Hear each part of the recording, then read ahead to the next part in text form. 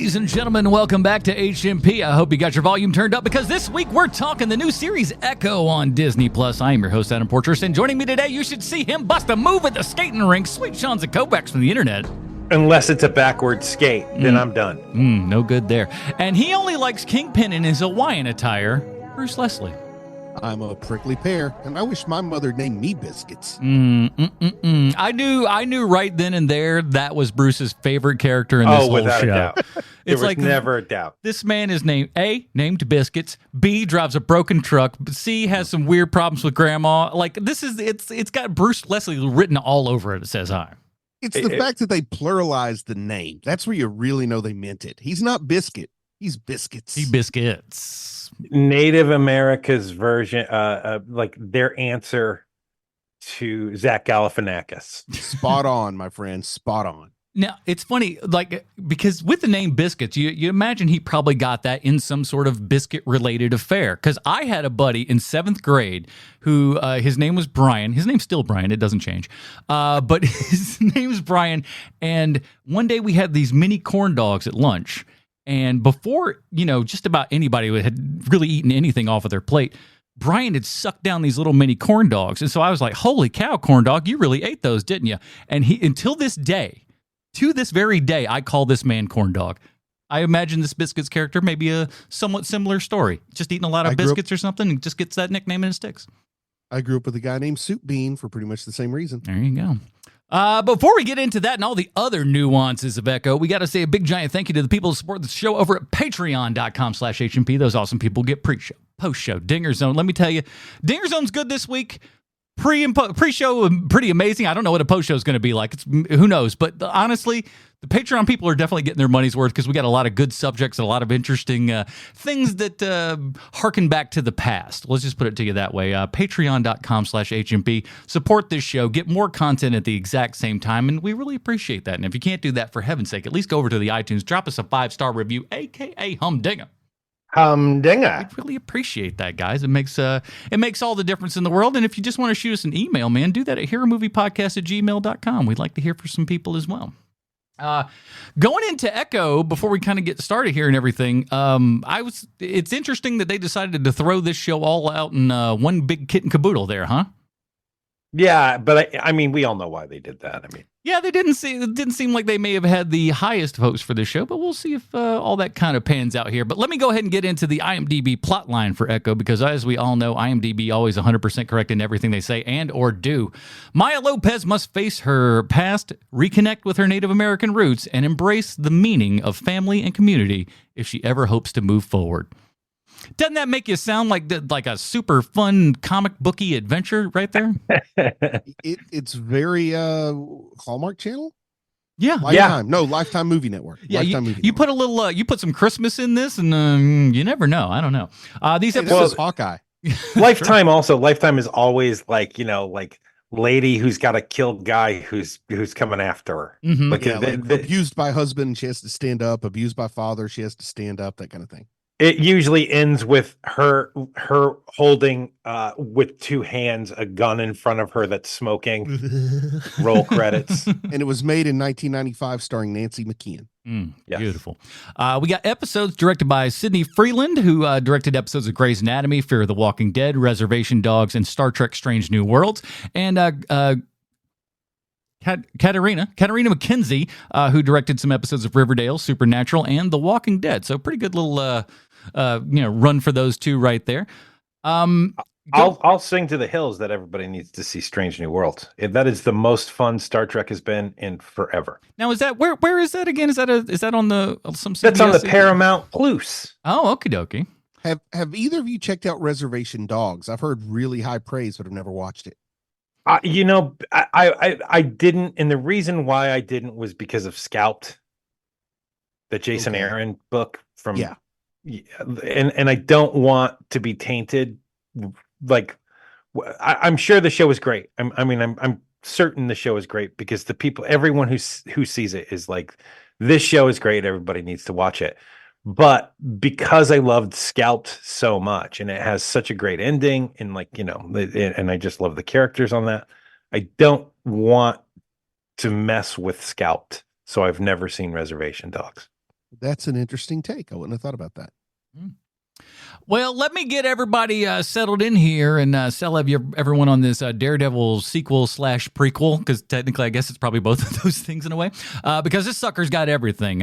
Don't know who Echo is, but you didn't watch Daredevil? Don't worry. We got probably the best last time previously on episodes without exactly saying those words, but all of your favorites are back. We've got Echo for a character that doesn't speak, says quite a lot. We got young Echo, cheek pinching for days on that little girl, love it. Vincent D'Onofrio is back in probably his second role he's probably best known for at this point with Kingpin. That's interesting. Your boy Biscuits, who's not only an amazing character name, but also the actor's name is Cody Lightning. I don't know which one's cooler. We got he should be a wrestler. That's I don't know. Speaking of cool names and owning a skating rink, Henry Black Crow is an awesome name. But me, I'm all about Graham Greene. That's right. That dude shows up in something, you know, at least he's going to be good in it. He's always good. We got special guest appearances from Hawkeye and Daredevil. We got too few many fights, great sound design, father-daughter story that's better than it has any right to be. Killing a signer. I'm pretty sure that's on most people's bucket list, if we're honest. We got gunshots to the face, fast recovery, contact lens technology, CGI arms, real fake leg, train rides, an ancestor story that's certainly like nothing we've seen before. Flashbacks, a busty statue, magic Native American powers, like actual magic, but no less out there than the Native American lacrosse scenes. I love that. I thought that was cool. Clowning on white people, silent film treatment, Lion King references, Dead Mom flashback, and Kingpin for mayor. This show's got everything. Oh yeah, that was a good one there, Adam. That was a good one. I gotta. Well, I'll start off and like. I was a little trepidatious for this show. Like, I liked Echo as a character in the Joe Quesada New wrote Adventures? the book, right? No, it's like way back from the OG like Daredevil run with Quesada and is it David Mack, if memory serves? Yeah. David Mack. So, and that was the time when I was reading Daredevil, and then when that came out, I was not crazy about David Mack's style because it's very, very different. Scratchy. Yeah, it's all over the well. It's not as sketchy as like, oh gosh, Maleev, like Alex Maleev. It's not like quite like that, but his is more like collage-y, and like he like makes a giant painting, if you will, and then that gets shrunk down to the comic book page. It's really strange because when I saw what his workflow looks like, it's like this doesn't. Who does murals this? over there? Yeah, it's really weird, and it's like just putting typeface on stuff where it doesn't belong. It's just like really. At first, I hated it, but then when you really start thinking about what the story is doing and how he's trying to tell the story, it makes it really interesting. So I've kind of been in on the Echo character, you know, kind of since that and everything. So I was excited when this character was announced for Daredevil. It was announced for Hawkeye. But, well, I mean, as far as I'm concerned, that's a Daredevil character. You know what I mean? But exactly, it totally is. But here's the thing: is like in my mind, I got a little confused, and I don't know if you guys ever read the Kevin Smith run on Daredevil. Yeah, it was the one that was just before that. And he introduced a character called Onomatopoeia, who could only like speak in onomatopoeia, if you're familiar with that linguistic term. So for a minute, when they said Echo, I thought it was going to be onomatopoeia instead of Echo. There's this great episode. There was this stupid interstitial called, I don't know what it was, but they were like yearbook photos, and all the kids in the yearbook talked. And then they talked to the teacher, and there was this giant conversation like it was the class. And this kid, Mahout, was always talking about, I forgot. I had a really good thing, but I lost it. I'm sorry. Let's go. Onomatopoeia. Oh, yeah. So they were asking about onomatopoeias, and she's like, it sounds like the word sounds like the thing, like boom sounds like boom. And then one of the kids just goes, how about explosion? See, that's an onomatopoeia, right? She's like, no, I don't think that counts. That was a long way to go for a crap joke. I'm sorry. Anyway, that's all right. We're used to it. When they announced Echo, in my mind, I was like, this is going to be the weirdest character they've introduced yet, because I was thinking it was onomatopoeia, Echo, similar concept. Well, and that's the thing, and that's one thing that I found interesting about this show and stuff is because her power is the kind of, as the name would imply, echo and mimic the style and stuff of other people, just kind of, taking on their things.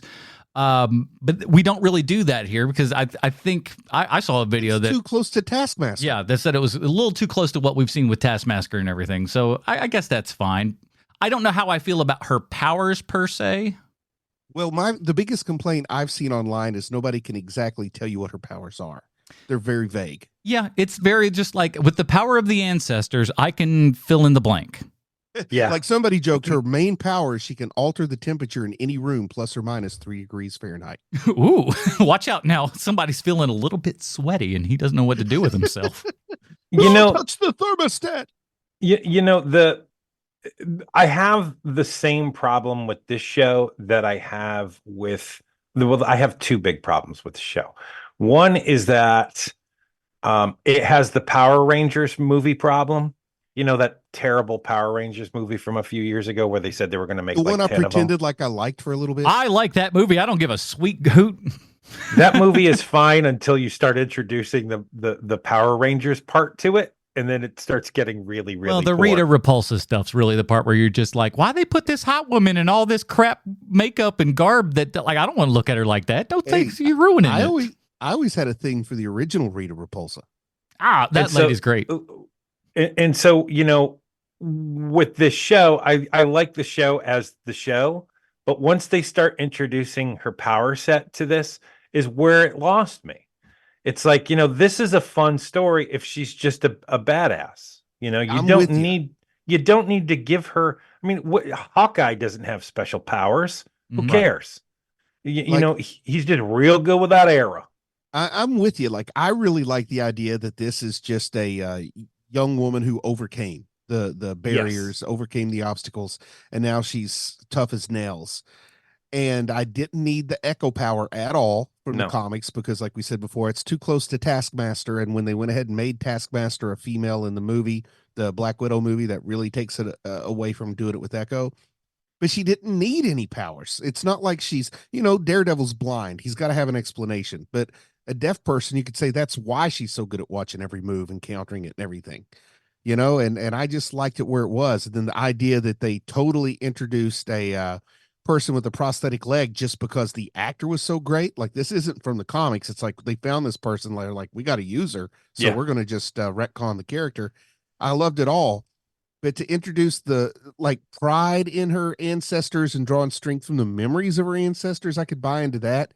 But giving her the vague glowing hands that do things I don't quite understand, I'm you know, one of those people. I need to be able to open up the Marvel encyclopedia and see powers and have them explained in a way that makes sense. I don't know how I would type up the power section on this character. She thinks about grandma real hard and then flame hands. It's ill-defined, right? And that's sort of the problem that Marvel MCU has been running into the last few years, is that explain to me what all of this is. Right? Like you can't really do that with, and the problem is that they just have introduced too much at this point. And to the point where like, well, but they're powerful. Like, well, that's not enough, sir. You know, and that's my second point to this is that this show is a fun show when it's just about a lady who's, you know, who's overcome a ton of obstacles. Now, let me finish. I apologize. So you know, when it's the MCU problem, which is that, look, I am all for, I'm all for diversity. I totally am. But when that's the only thing you have going for your story, you're not doing your job correctly. And this has been the problem with the MCU for a while now, is that like I want to like all of this stuff, but the fact of the matter is the best Marvel TV show that we've gotten since Disney Plus is Loki. And the reason why is because it's surprising that, especially that second season is such a banger because it's just surprising. And it's not surprising you with fakeness. Like, you know, I look, I love Kingpin, but Kingpin is supposed to be this big shocking reveal. It's just a character. Like, that's not enough for your story. Like, you need to have something surprising within the storyline of what you're telling. Like, I'm trying to keep this as well thought out as I can, and I'm doing a poor job here, it seems like. But like, my problem with the Ghostbusters movie that was the all-female cast wasn't because it was an all-female cast. Mm-mm. It's because it's not a funny movie. And you have 4 of the funniest people on the planet, and you can't make a funny movie with It's those like 4 people. You didn't know the ingredients for what made Ghostbusters work and what kind of had that little je ne sais quoi that they just didn't have for whatever reason. Right. Well, I mean, there's multiple reasons. But I don't want to but we won't get into that right now. And so, with all of this new Marvel stuff, it seems like what they're basically doing is they're othering people by not meaning to. Like, look how crazy these Native Americans live. Isn't this crazy? Isn't this strange? Like there seems to keep happening with MCU, where it's like, look, they're just Native Americans. That's great. But you need to have something more than just everybody's Native American in this show. Now, I love that. I want to see other cultures. I want to see all that stuff, but it's not enough to just see it. I will say this one thing that I was actually happy about with this show is that because, well, first of all, the kind of their Dawn of Man, if you will, kind of thing.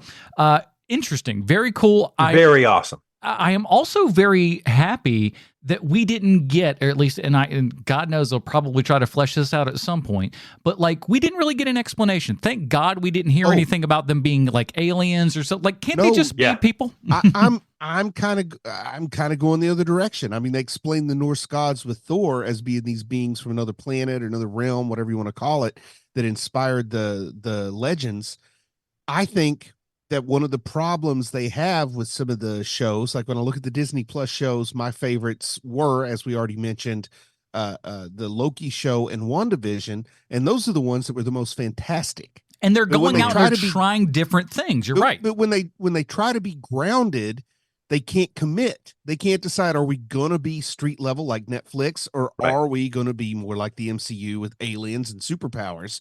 And that's where you get these vague things where it's harder for me to buy into it, because they can't commit to just a girl who's good at fighting, or let's just say these were Eternals that were the ancestors of the Choctaw. You go one way or the other. You either make her Thor from a different lineage, or you make her Hawkeye from a different lineage, but they can't make up their mind where they want to go, and they're kind of stuck in the middle where it's like they don't want to commit. Yeah, I do agree with you that they should have just kind of gone one way harder than the other. It's like the Mitch Hedberg joke. I don't have a girlfriend. I just have a girl who get real angry if she heard me say that.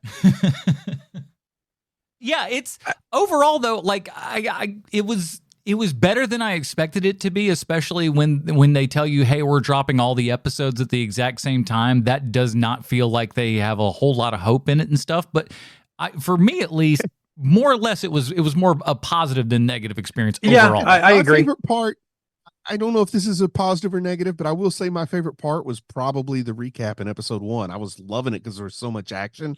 And I don't remember how you two guys felt about it, but I really liked the Hawkeye show. I think I probably liked it more than you guys did. Hawkeye was fun. Hawkeye suffered from the problem of it was they released the last episodes after Christmas, and it was the whole thing took place at Christmas, and so it fell off a cliff after that for me because we were watching it in real time. Remember? Yeah, but I did not remember that timeline being after Christmas. I just remembered thinking it's going to be something I watch again next Christmas, and the next Christmas came and I didn't watch it. But I am a sucker for Haley Steinfeld. I'm a sucker for her. I liked her in Pitch Perfect, which I'm a bigger fan of the Pitch Perfect movies than I should be. And I love that Bumblebee movie. And I really, really like the Coen Brothers True Grit. That's what I was going to say. That's the girl from True Grit. That girl she hardly miss. So yeah, I'm in her camp. So let's kind of go. Like I said, I liked a lot of the action. It was too much, not enough for me. I wish there was a little bit more, because the stuff that was there was wicked cool. When Daredevil shows up, boy, oh boy, was it just like it hyped me up and made me so excited for whatever is coming with Daredevil next. And I know somebody might say, well, it would have undercut the value of Echo to do it, but boy, wouldn't you guys have liked it if she had to go back to New York and team up with Daredevil to take down Kingpin in the final episode? Well, number one, you can't do that, because that's like Kingpin is going, we're setting him up to, like, I hear a lot of people saying, and I believe that this is probably a true statement, is that we're kind of setting him up to be the street level Thanos, if you will, our street level big bad. That's the right move. Yeah. If they're not doing that, they should be. It's 100% the right move. They definitely can do a better job than Netflix did by setting up the Hand as the street level big bad. Because that Defenders, man, there's nothing I looked more forward to and was more disappointed by than Defenders. What a stink fest that thing was. You know, also Marvel TV and Netflix Marvel is running into the same problem when it comes to their street level stuff, which is that one, you're never going to beat Daredevil at street level because the Daredevil show, I mean, my God, just so immensely great when you're coming to street level action. And also you're running into the other problem, which is that you're not Batman. And I loved Punisher in some ways. It was just a little too gruesome for me. And I think being on Disney Plus would tame it a little bit, tone it down enough that I would really be into John Barenthal as Punisher. And I really, really loved Luke Cage when it started, but it turned out what I really loved was Mahershala Ali because I'm a red-blooded human, and we all love him. And once he was gone from the show didn't appeal to me as much. They didn't know what they had, man. No, I don't think they did. I think after that they were like, oh, we have made a grievous mistake. We should have flip-flopped these bad boys and had Cottonmouth be the consistent, villain, because it was one of those things. Like, he'd been in plenty of stuff before, but man, what a breakout for him. He could have been the big bad for the Defenders. Oh yeah, no problem. It would have been amazing if he would have been the bad guy for all of that, and you're right. It would have turned the tide on that one super big. And he's the bad guy that the people on the street get behind. That's what makes him work. That's what they're going to try to do with Kingpin, but that's what works with Mahershala Ali. Is he's the Jim Jones. He's the guy that gets him to drink the Kool-Aid, if you will. So let's talk about D'Onofrio as Kingpin because I mean, I still love it. It's I so love good. The guy as Kingpin. Man, I love D'Onofrio in probably everything I've ever seen him in, but I love him in Kingpin more than anything else. He's good, man. That's a hard call, man. He's so good in Men in Black that you don't even know it's him. You didn't no one when you find out that that's him at the end or later on, you're like, wait a minute, the guy from Full Metal Jacket. No, that doesn't even look good. Yeah. He's gone through so many great body transformations over the years and stuff. From Adventures in Babysitting? From Adventures in Babysitting, and then the crazy demon sort of dude in The Cell a couple years previous to that and stuff. So the guy's had a wild and wacky career and everything. And I love it, though. His line delivery is Kingpin, though, whether it's this is a different Kingpin than the Netflix Kingpin, but both versions, man, the guy can act. Like, this guy loves acting. This guy studies acting as an art and not a job. And the fact that he transforms himself into Kingpin in a way that, boy, I just wish more people could give me that kind of performance. Because you feel the powerfulness of him and that's another great thing that he's the guy that we cast and everything, because physically he has it. It's there, you know. You have to have that big giant physical dangerousness to him and everything. But what Vincent D'Onofrio brings to that, which I don't think we see super awful much in comics. Correct me if I'm wrong. But we don't really see tons and tons of sensitive side of Fisk and what kind of is going on in his head and was made him, quite like what he is and everything.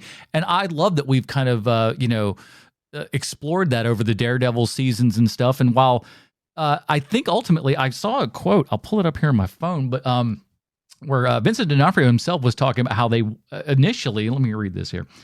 He says, during our restart of the creative on Daredevil Born Again, all of the creatives got together and said, look, this is how we've got to be doing it now. So we're surely speaking about in terms of, essentially it's going back to the original Daredevil. My picture is really crappy for me to read that, but essentially he's saying they went back, especially with Daredevil at the end of all this, and said, we need to figure this out and roll in the right direction. That's why they're kind of reshooting the Born Again stuff after COVID shut it down. Feige looked at it and was like, this ain't what we want to do. And so I think that's a smart move.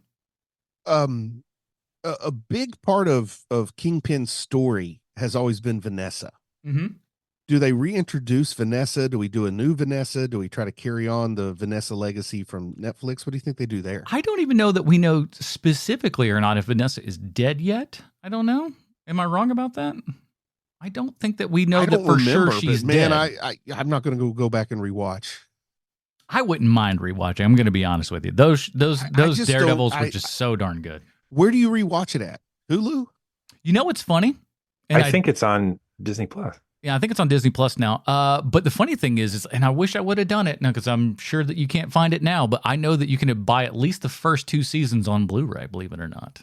Wow, really? Yeah, I almost bought them, but I didn't. And I'm kind of mad that I didn't. Though. Yeah, exactly. It's one of those like, hey, we gave you the first 2 seasons, and then we're never going to put out the third one.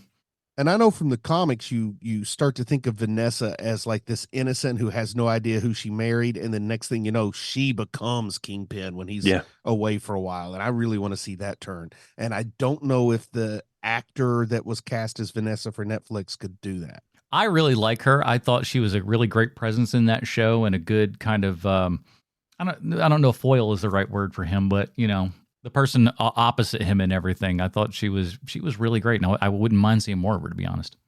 And you know, Frank Miller is one of those writers that like I hate the person, love the stories for the most part.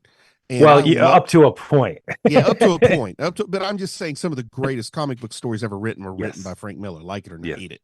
And he's an artist who is a great writer, which is also rare. Mm-hmm. But that Born Again, basically. I'm so excited to see Born Again get treated properly because they kind of did it poorly in Netflix, if you recall. Mm-hmm. And so I'm looking forward to seeing it because that was like the first Daredevil comics I ever bought were Born Again. And was it really? Over my head. Yeah. Wow. So yeah, there's tons of different tiny little things in there. For example, when Kingpin presents the hammer to Echo and everything, like this is the hammer that I killed my father with and stuff. No, it's not.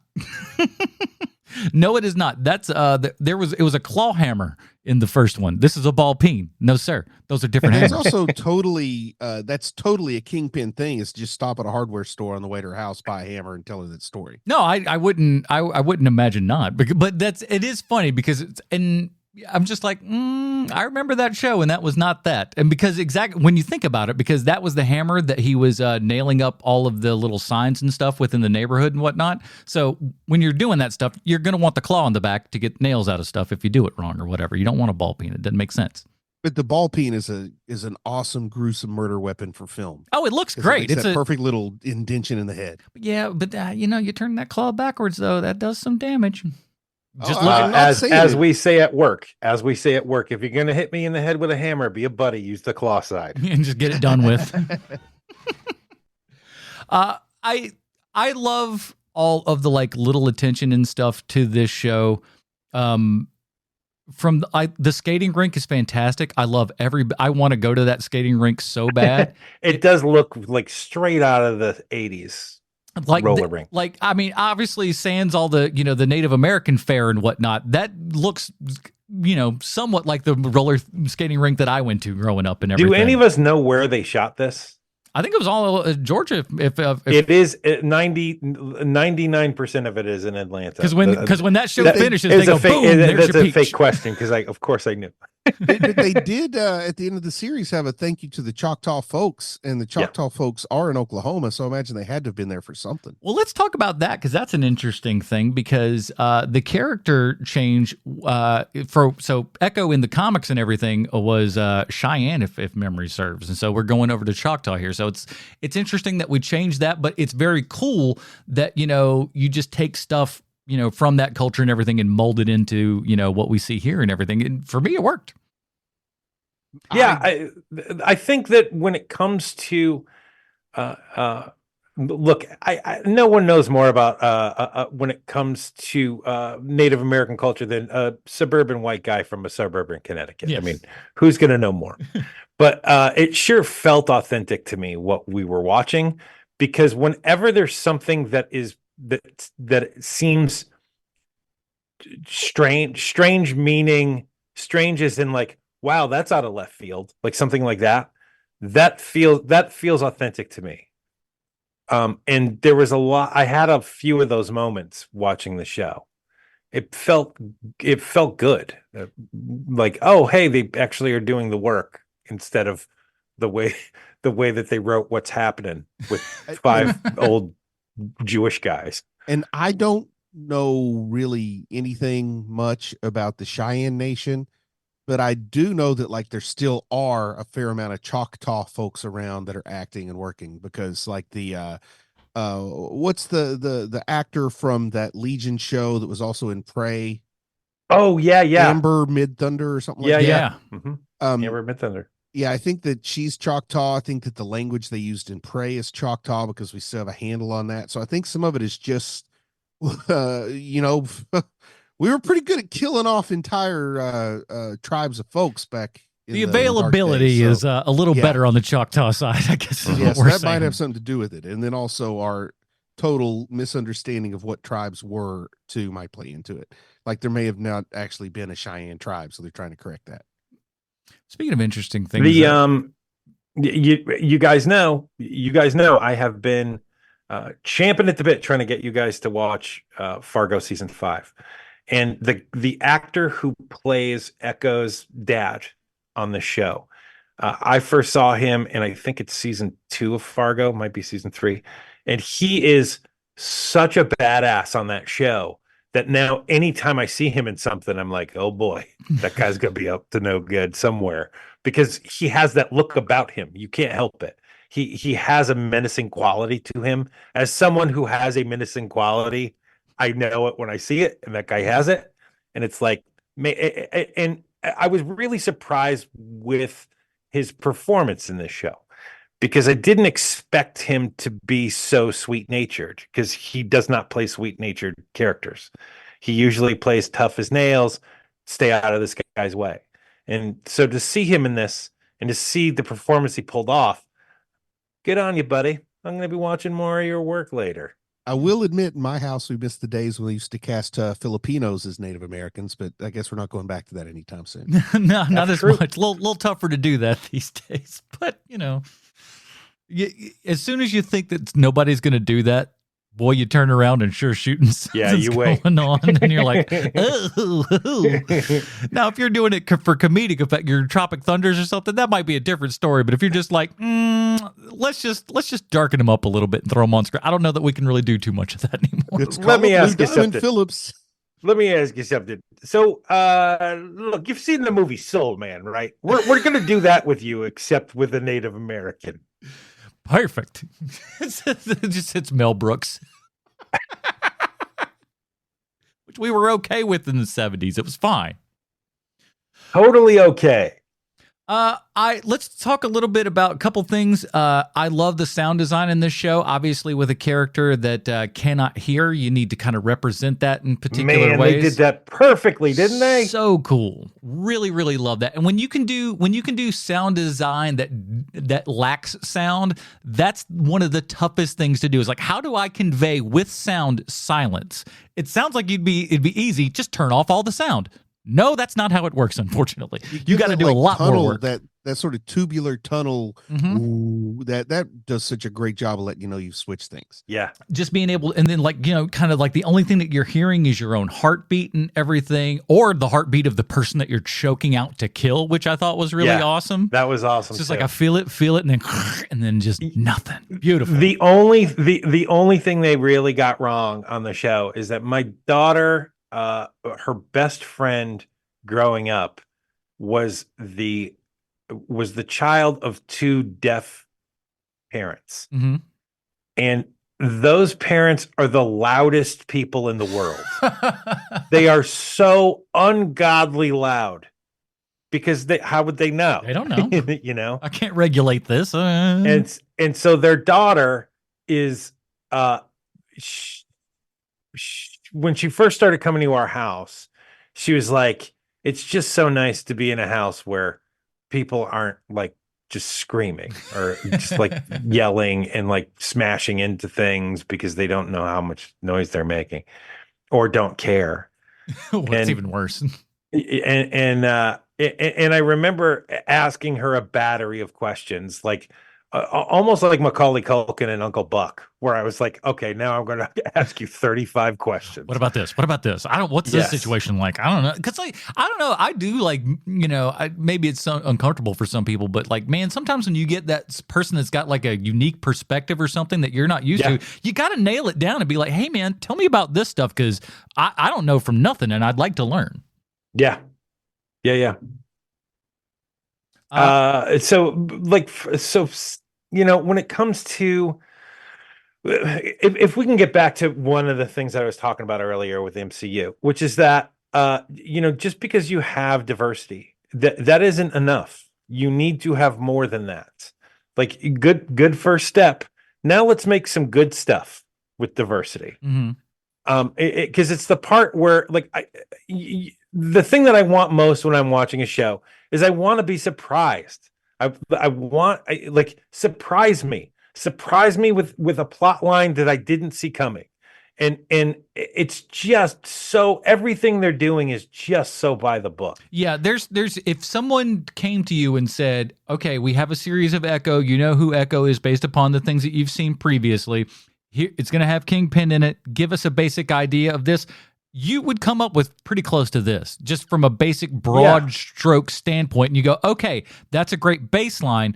What stuff are we going to put in there? But we decided that like glowing magical hands is about as much extra as we're going to throw in. But it's not just the problem with Echo. It's a problem with most of their stuff. Even geez, I want to say since Avengers Endgame, let's say there's been 10 Marvel movies, 8 of them have been just okay. Yeah. Like none of them, like, is there anybody who's going to walk away from Black Widow like, well, that's got to be a top 5 Marvel movie? That movie changed my life. No, it's exactly. It's in no one's top 10. I don't believe. I doubt it, because it's not. There's nothing surprising about that movie, and it's kind of the problem I'm having with Marvel across the board. Is that there's nothing. There's not even anything clever. Like nothing clever happens. And think of how surprising and how clever Marvel is when it's really great. Like just how clever Spider-Man No Way Home is. That's probably the last super clever Marvel movie we've got. Now, Guardians of the Galaxy Volume 3. That's the last one where you're just like, wow, that is a good movie. But yeah, we kind of keep swinging though. It's like that pendulum just kind of keeps going back and forth, and one day it's going to stay over to one side. Sadly, I think. Well, if there's still room for it in the public lexicon, DC's about to eat their lunch, because I'm willing to see anything James Gunn does at this point, and I'm excited for what he's doing, and so. Marvel, if you're going to keep treading this same water, you're about to get overtaken. It's you don't want to be Burger King, you want to be McDonald's. Yeah, it's kind of I think it's kind of a thing where they're pragmatic, because what they did, and they were pretty darn formulaic early on, and the risks they took were not very risky. And they just had such overwhelming success. It's like the Roman Empire. Who's going to come in and change all our tactics and strategy when we conquered the world with it? And then your borders are shriveling up. Next thing you know, you're out in Turkey trying to pretend like you're still in Rome. And Kevin Feige wept, for there were no more Marvel movies to conquer. Hans Gruber, Die Hard. Yeah, it's curious as to where we're going. I feel like this show at least feels like it's trying to set up something that we're, because like I said, the street level thing is what I think that if they latched onto that, we could just do so much damage with that. I really think that's fine, and that's great. That's great, but you can't have everyone be a badass. Like you can't have 14 different badasses on your street level Marvel. Like you've got to have your detective guy. You've got to have your do-gooder. You've got to have an Alfred. You need a Commissioner Gordon. Exactly. Yes. You don't have you have right now with Marvel TV. You have 5 badasses. Like you're gonna need to change that up, everybody. Bruce, I understand what you're saying, and I hear you loud and clear. I've got the solution. Well, no, you had the solution, clearly. Iron Fist is Alfred for the MCU. I like it. You know, he doesn't really have like any powers that you really particularly want, so you keep him back at base. You know, keeping an eye on things. This is something that Daredevil did, though, because there was Ben Urich, there was Karen Page, there was Foggy. He had people who contributed to his battle, but they couldn't fight. You know what I mean? So the Daredevil's probably one of the best standalone Netflix shows. I really, really like that first season of Jessica Jones, but then it started to get a little haywire. Yeah. Yep. But I even that first season where she's got like they like, you know, hey, you don't need to make 10 episodes of this. Like you clearly have 6. You have 6 episodes of ideas. Well, they've definitely cleared that up because they're doing like 5 episode seasons now. I will say this. I would much rather have this and have the quality of this if you just kept it. I mean, obviously I wanted to be a little bit, you always want things to be better, but if they kept it at this quality and you kept 5 to 6 episodes, I don't feel so bad about it. Like, cause you didn't commit 13, 16, something like 16 episodes of this. You want to blow your brains out. It'd be too much. At what point do we see Iron Fist? Gosh, that is a really good question.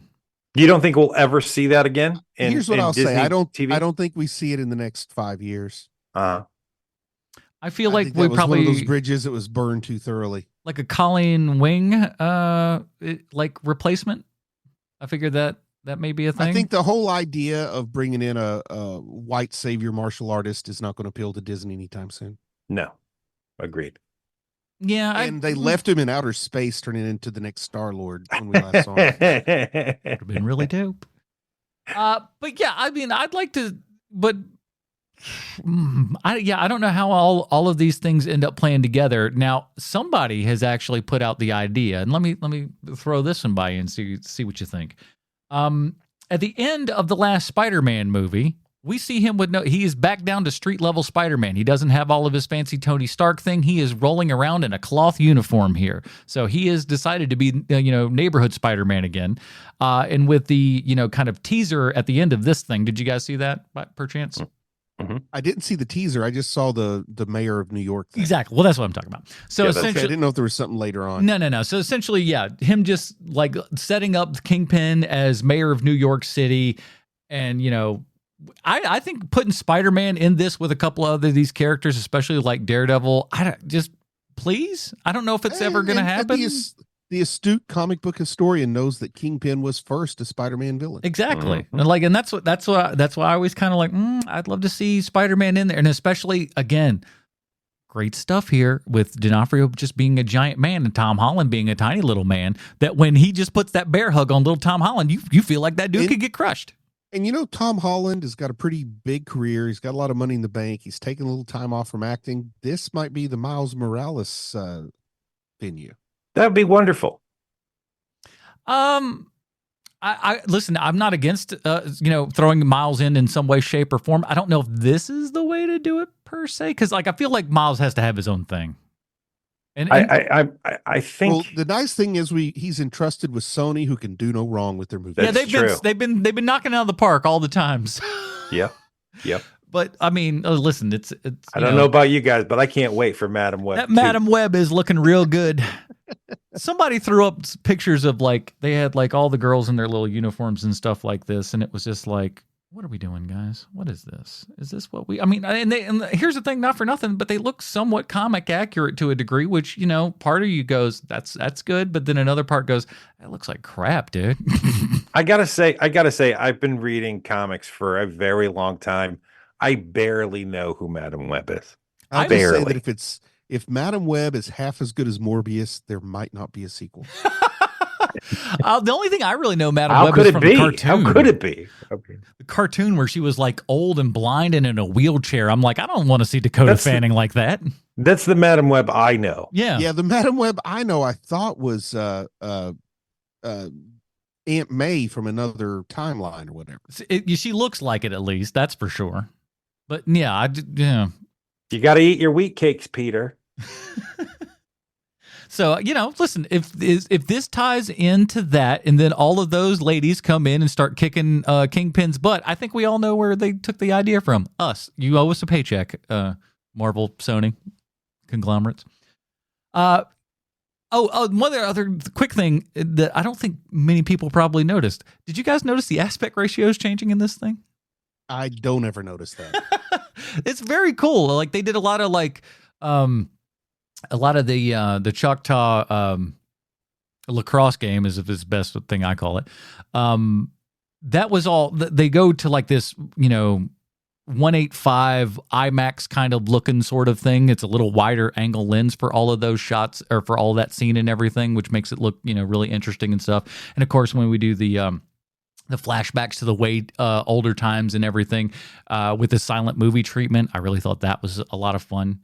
There were interesting choices that you made in this show that doesn't have a lot of interesting choices. Every now and then they pluck out a little something and you're like, oh, that's kind of cool. That's neat and interesting. It never quite goes to the level you want it to, but the seeds are there.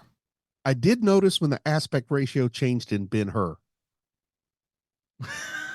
That thing's as wide as it gets, boy. That's your super. Do you know that was they used the exact same lenses for what do you call it there?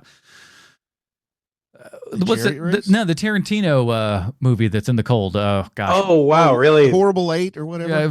Yeah, Hateful Eight. I don't know why my brain just took a nap there, but yeah, same lens for Ben-Hur and Hateful Eight. So that's the pull Tarantino's got. You can get those. I heard there was a guitar they'll never use again that was in Hateful Eight. Yeah. Oh my God. Oh, thanks, buddy. You just ruined that guitar. Man, oh man, what a waste.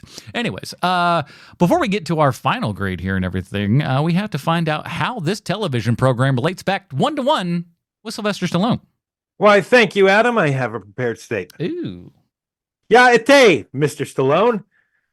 Sarah Finn was the casting director on Echo Season 1, and chances are, if there's a movie you like that was made in the last 25 years, Sarah Finn probably played a large part in casting that film.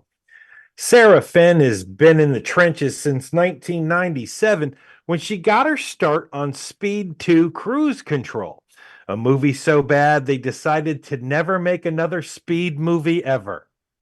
She also worked on the 2003 movie Timeline, a movie that holds the distinction of being the movie that made me give up on movies for a few years. Here's what happened.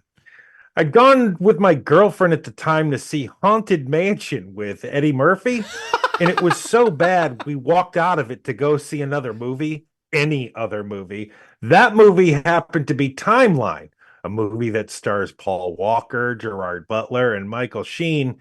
And it was even worse than Eddie Murphy's Haunted Mansion, if you can believe it.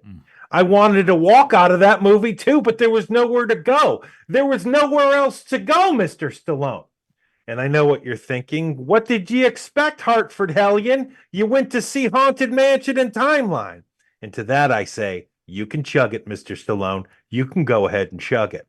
But one of the movies that restored my faith in movies was Guardians of the Galaxy Volume 3, a movie where you made an appearance. And you know who was the casting director of that film? If you guessed Sarah Finn, you're a really good guesser. And there you have it. This week's Stallone connection is none other than casting director Sarah Finn. I hope to hear from you soon. Your pal, the Hartford Hellion. Good on you, Sarah. I mean, like, honestly, though, when you think about this whole thing of like somebody that feels like they have to have done something is Graham Greene. How has Graham Greene not done a billion things with Stallone? That guy's got like 150 credits himself.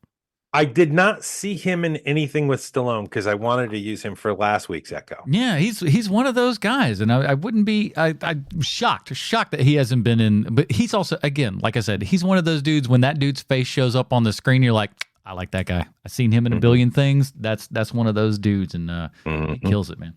All right. Also, great T-shirts. He's wearing great T-shirts the entire time. Yeah, he is.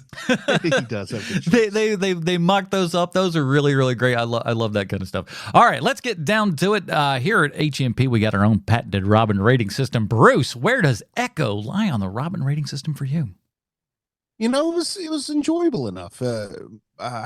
I haven't enjoyed much on Disney Plus. It's spotty. I'll just put it that way. I enjoyed Loki, so I guess this is in that shadow a little bit. I enjoyed that Andor show, so this is in that shadow a little bit.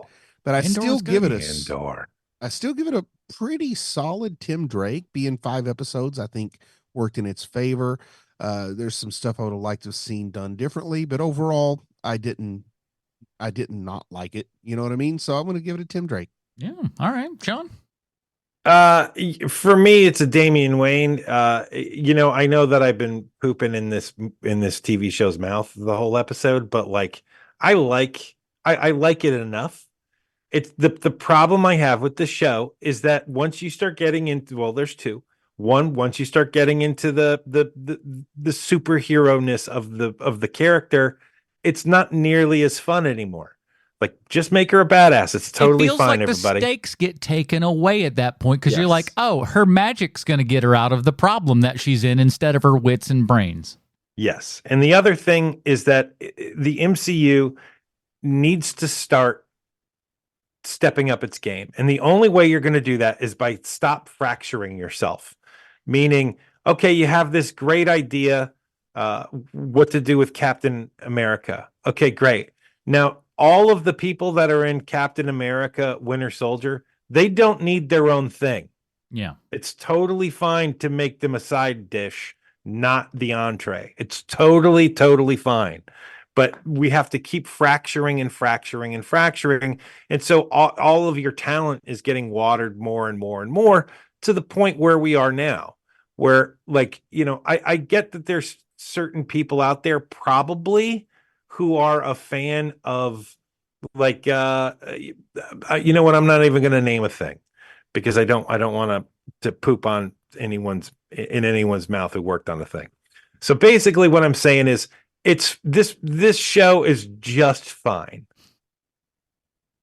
Put it on the box. This show's just fine. Sweet Charlotte, Hartford Haley. Hey, you said it. Listen. Think that was going to happen. Yeah, listen. That's everyone gets one. For me, I think I'm Tim Drake with this as well. I'm just kind of I was shocked at how much I enjoyed it. Again, I think that I agree with Sean is that there's points in it and it feels like they never quite go for the gusto. I like a lot of the cheats and shortcuts that we do that with the contact lens and the the sign language. I thought not only is that great for the character just being able to the shortcut for everything now. So now she can look at anybody, and know exactly what they're saying. And then we don't have the consistent loop of, they're just good at reading lips and stuff like that. Well, yes, to a degree, many of them are. But if you have one that can, sign automatically just by looking at somebody, really dope idea. But also a really great character bit in as much as the Kingpin is showing who he is by that. It's like, I would rather force someone else to make this technology that does all this stuff for me instead of connecting with the person I supposedly have, feelings and care for. That is a good bit of character. Yes. Really, really smart. And she even calls him out on it at one point. It's like, you didn't even bother learning this stuff for me. And in his head, he's learned it, so to speak. He's just like, but I solved the problem. What does it matter? It's like, what matters is you didn't seem to care. And that's also what I liked about everyone else in this is how, I don't know how much, American Sign Language everyone else had to learn in this thing. But I love that everybody does that. And everybody in her group who would be speaking to her in ASL, it's there. And that's a really, really great point to this and a super good way to, bring in the bit about Kingpin there. And that's why I give this show a little bit more credit because it's a little smarter than I think it probably appears on just the very base purchase of it all. Yeah. Something I read is when she's talking to the other Choctaw people, they're not using ASL; they're using Native American Sign Language. Well, okay, for lack of really cool too. Yeah, lack of me knowing. I couldn't tell by looking, but when I read that, I thought that was a really nice attention to detail. Yeah, but it looks like they're actually doing the proper movements and stuff because we've seen. Did you guys see this is a couple of years, obviously many years ago at this point, but Obama was doing a speech or whatever, and they had this guy in doing sign language, and he have no idea how to do that sign language. Sounds like a Key and Peele bit. It kind of was it was practically that, but you look over for half a second, it looks like he knew what he was doing, but then you're like, No. What is that? What are you That's doing? great. He's just kind of like, he's going in and sweeping and swapping and doing all this stuff. And you're like, no, that ain't sign language. I don't know sign language, but I do know that ain't it. So I'm glad that they, but it gave a realistic tone to the entire show. And that's what kind of sucks is when we go into the wild magical powers and stuff, that it kind of takes all that and chops it away and takes it away from her, overcoming not only one, but two disabilities. And I love the fact that, even with her leg and everything, this girl can fight. She can move and stuff on camera. I buy her as somebody who could go through that room and kick some butt on people. And you need that with a character like this. So yeah, I want to see her in more things, but that's that long story short. That's a Tim Drake for me, but I liked it well enough, and I think if you were on the fence about it, just give it at least a little bit of a shot. And it's only 5 episodes, so at least it's not super long, and you want to kill yourself at the end. That is it, everybody. Another episode of HMP Down. We'll talk about what we're doing next week in a little bit. Bruce, what do you want to say to the fine people of the internet? You can check me out. I was a guest on All American Spook Show talking about Braddock Missing in Action 3, which is one of the 3 best missing in action movies that Canon Pictures made. So it's true. Go look for that and listen to it. It's fun. I think I bought a copy of Missing in Action 3 on VHS, and I keep trying to get a VHS player that will not eat tapes. You just get That's hard. It's extremely hard, especially when you only get your VCRs from the Goodwill. Yeah, because they're you're usually broken. Yeah. If you want a decent one, you got to pay like $150 or for something that, and I'm like, for a VCR, no, thank you. Sean, what else? Well, I'm back in the States, so I have nothing. I just got back. If you want to hear if you want to hear an interesting story about Sean's adventure, patreon.com/HMP. Very true. Quite an interesting ordeal over the last little bit here. See, that's how you tease them in the business, everybody. Nice. Next week, all of our people that support us over at patreon.com/HMP, speaking of, have been telling us left and right that they want us to cover this series on Netflix. So next week, we're going to take a look at the first 3 episodes of Blue Eye Samurai, available now on Netflix. So check that out. Join us back here next week, and we'll have a little bit more stuff to talk about. What do you say? Doesn't that sound like good? That sounds good to me. Good. That is it, everybody. Join us next week when we're talking Blue-Eyed Samurai. For Sweet Sean to Kovacs from the internet, Bruce Leslie, I'm Adam Portress. Stay super, everybody. Bye, Marty and Evie.